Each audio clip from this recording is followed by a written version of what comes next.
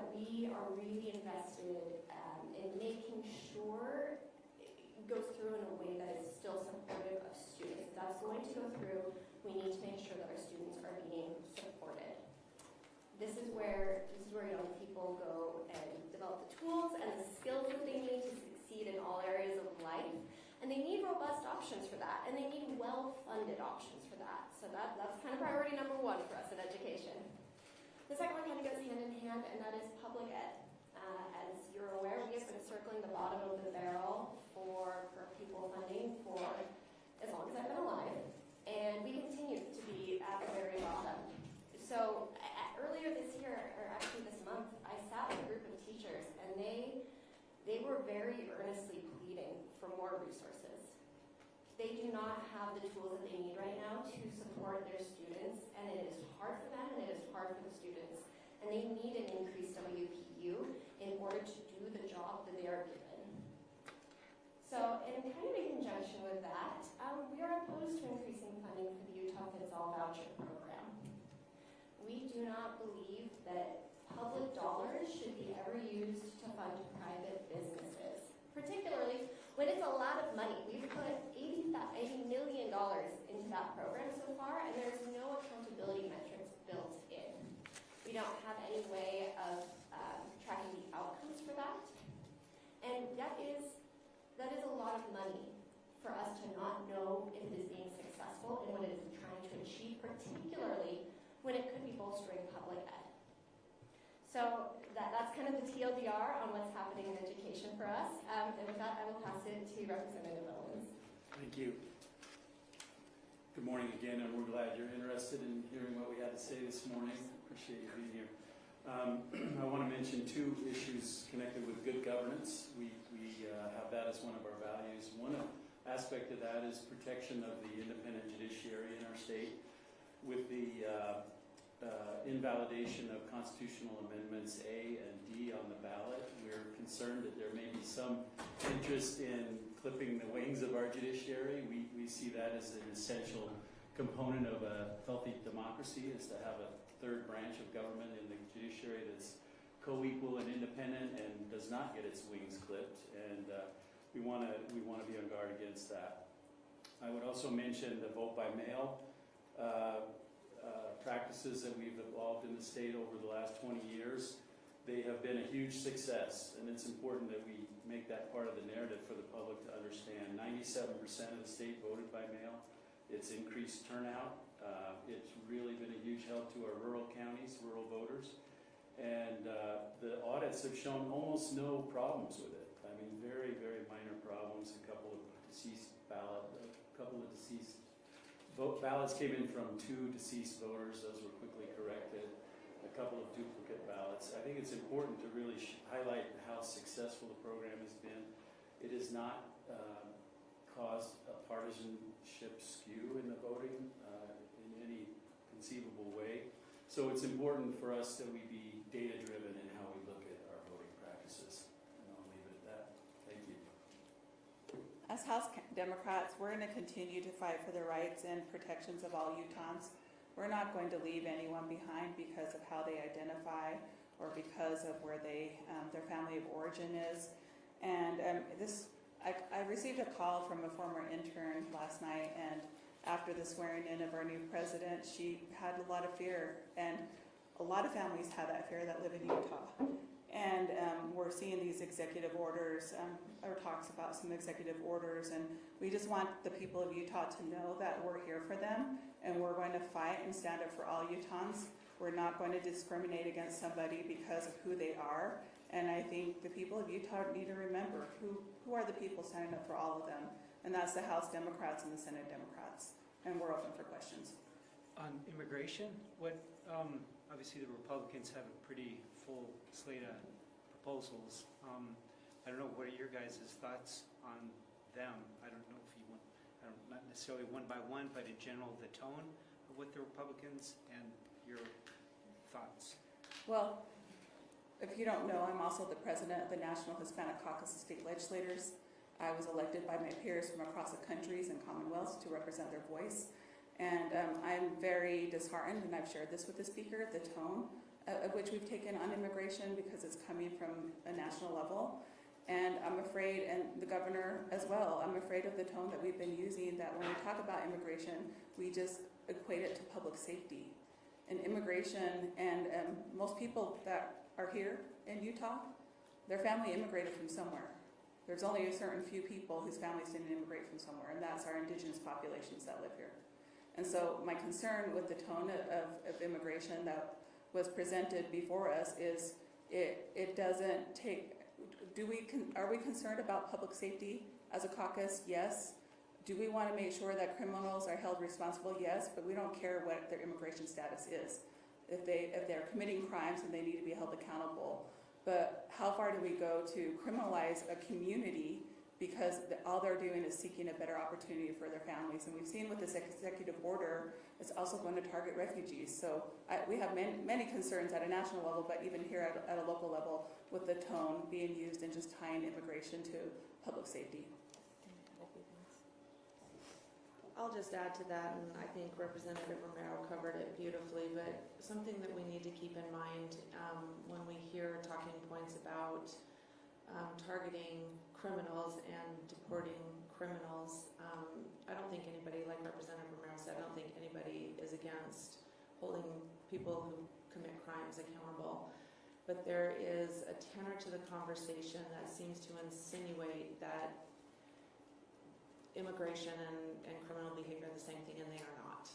The fact of the matter is, people born in Utah commit crimes at higher rates than immigrants do. And if the goal, like Representative Romero said, is to address crime, then focusing just on criminal behavior is critical. As I mentioned, cartels and predators are targeting our homeless population, and so if we are absolutely in lockstep with the majority caucus if the goal is to address crime itself, but not to make it about any identity or immigration status of the people who bring so much value to our communities. Along the lines of like the thoughts from the majority caucus, what is your reaction to Schultz's and the rest of the majority's emphasis on higher ed program reforms and what they're trying to do there? Thank you for the question. So as somebody who works in higher ed, I think that there's always opportunity to take a deep dive and examine what is going well and what is not going well in higher education. I think that after a lot of conversations with people who live in my community and in House District 22, which includes the University of Utah, I have the opportunity to represent a lot of people who work at the University of Utah. And unfortunately, we get really caught up a lot of times in bumper sticker politics. So those social media clickbait-worthy talking points that we're just going to make across the board cuts in higher education. I absolutely think that there is value in taking a look on how we support programs at universities that encourage students to pursue paths and careers that will lead them in positions to have good jobs to support their families. But as Representative Hayes says, at the end of the day, we need to focus on what's best for students, and the fact that higher education is a critical place for students to learn critical thinking skills, to make them ready, not just for the workforce, but to take on the world in general. The world is a complex place, and it can't always just be about the jobs that they're seeking, but how to be good members of our community that make Utah such a special and strong place. So I know that we're eager to have that conversation on the best use of dollars in higher education. But we need to be really cognizant of the fact that we need to center students in this conversation, not just the bottom line at our universities. I also want to point out, because I felt like me and the speaker did a roadshow last week on the different panels we were on. You know, he was really pointing out that we need more space for people who want to be nurses or people within the mental health industry. And I agree with him 100%. We definitely need to do that. And look at the market and where it's driving. But I also don't want to take that academic freedom away from students who choose whatever they want to study for however long they want to study. And if they have the resources necessary, do we need to look at how how we help people achieve a 4-year degree, a 2-year degree, or some kind of technical certificate, definitely, but we shouldn't be, the way the speaker has been presenting it, where he's wanting to do this 10% cut is where we're not graduating people, and I'm really concerned that that will take those academic freedoms away from people who may choose to major in gender studies, who may choose to major in history. This will have a negative impact on the behavioral sciences. So I'm just really, really, really concerned about what is the true agenda, and this is me, Angela Romero, not speaking on behalf of my caucus, but as myself, really what the agenda is when we're talking about this 10% cut in higher ed, because we've seen this trend in Florida, we've seen this trend in Texas, and I have concerns. Is this really about the economy and where the jobs are, or is this about an ideology difference in trying to take away that academic freedom from young people who may choose what they want to study and take as long as they want? Salt Lake City announced its homelessness and public safety plan at the end of last week. It was met with some lukewarm support from majority leadership, some skepticism from organizations like the ACLU. What was your take on Salt Lake City's announcement, since they were essentially voluntold to put this together in a month? So, as you pointed out, the time frame for the city to find a way that simultaneously addresses the strong suggestions from the state and the needs and the hopes and wishes of the people in Salt Lake City has been a big task, and it's been a really, really short time frame. I think that the mayor and her team, Salt Lake City mayor and her team, have had a challenging task in trying to balance a stronger focus on public safety and not criminalizing homelessness as a crime itself. Being homeless is not a crime, and I know that it is really, really hard to see unsheltered people. It's really easy to make assumptions about people who are unsheltered, and it is also challenging to find a place of compassion in our hearts to try to understand where those are coming from, and simultaneously be willing to invest the resources and time and energy that it takes to address the problem.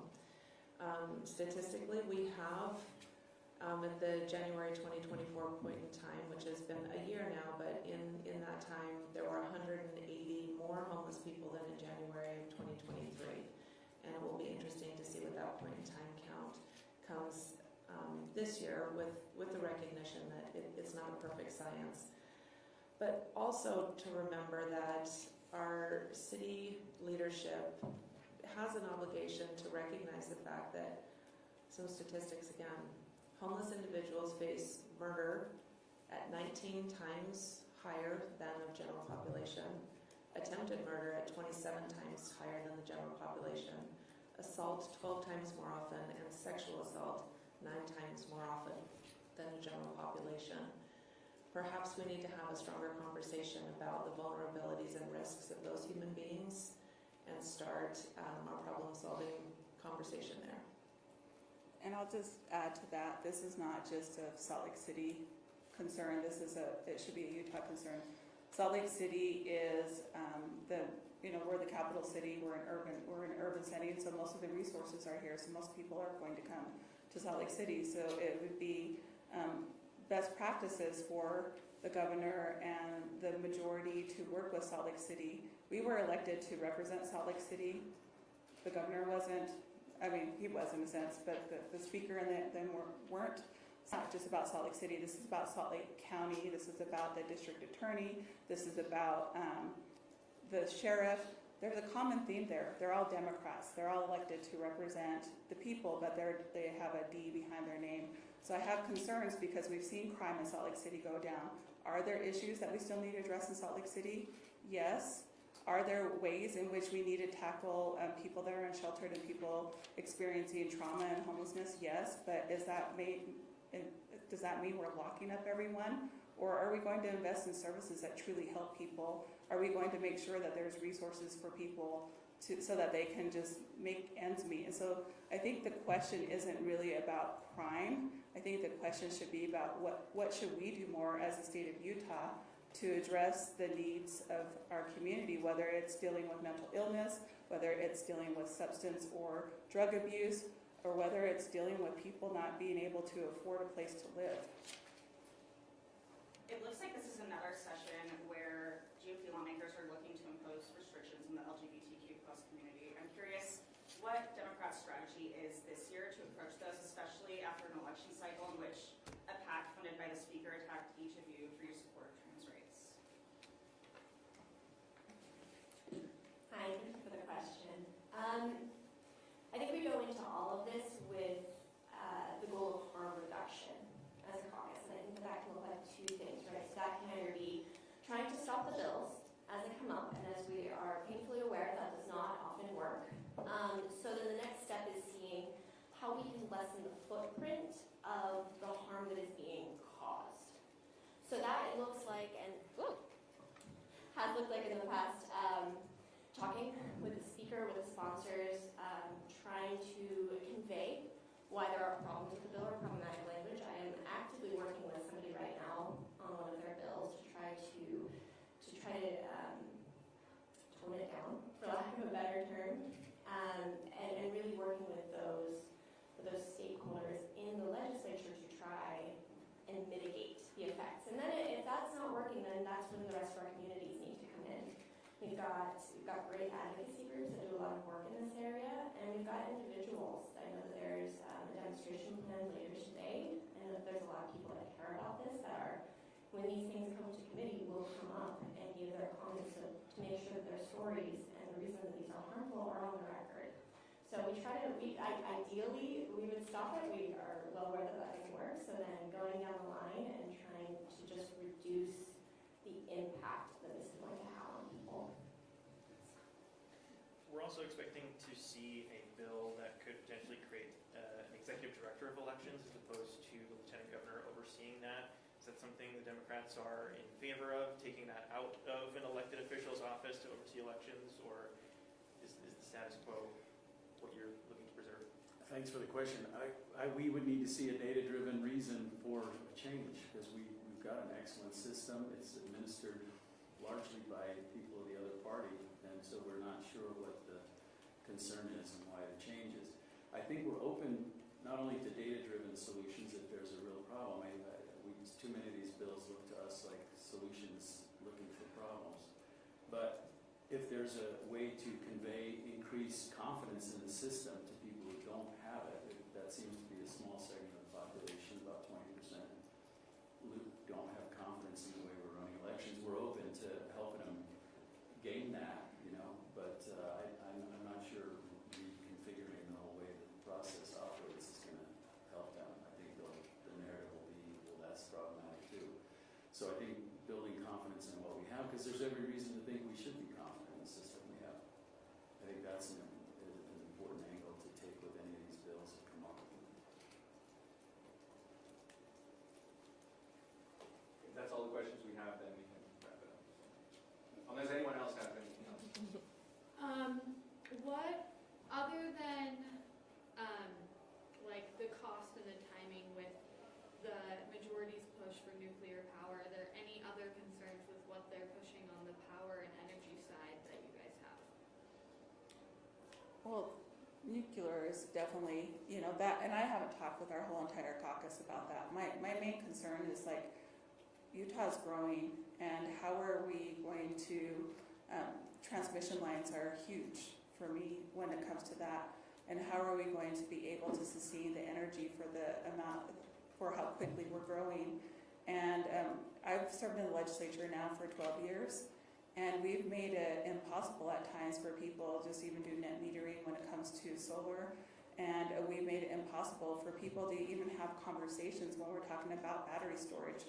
So what my challenge for my colleagues would be is let's have a robust conversation about clean energy, but in particular, let's talk about renewables and look at what is available here in the state of Utah and what's in works. And so it shouldn't only be about how do we save these traditional energy resources like coal and gas. I'm not saying we eliminate those completely, but how do we make sure that we're doing the best we can so that the rates don't go up with Rocky Mountain Power, but also how do we make sure we're able to transmit the energy needs so that we're not having blackouts in the future here in Utah. So those transmission lines are huge when it comes to talking about energy, not just about where we're going to extract that energy from or where we're going to produce that energy from.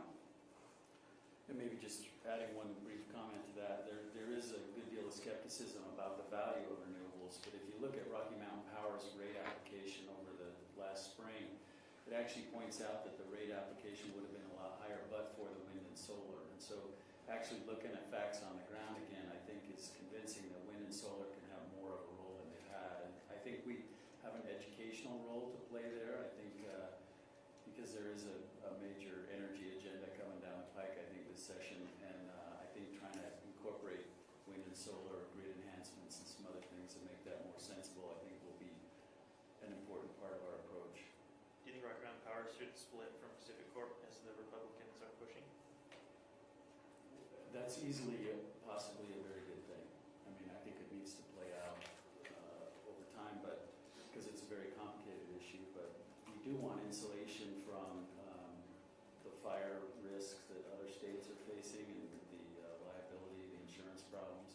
So that there could be benefits there. I don't think we have a hard and fast position on that. I think it's a developing issue. But we also have to acknowledge that climate change is real, and a lot of times that doesn't happen here in Utah. And we also want to make sure we're protecting our public lands. And so that is something we'll see that happens at a national agenda, so we don't want to forget that, because we look at the Great Salt Lake and that's all based on climate change. So for us to not acknowledge climate change would be a disservice to our constituents and to the state of Utah. How do you feel about the effort in energy to accommodate AI and data centers here in Utah? I have concerns because of the amount of water it'll use. And so are those data centers worth that amount? Are they worth it long-term economically? And I don't know. And I need to have more answers from the majority on that. I understand their energy and their excitement about bringing more to our economy, but we also have to think about what are the unintentional consequences.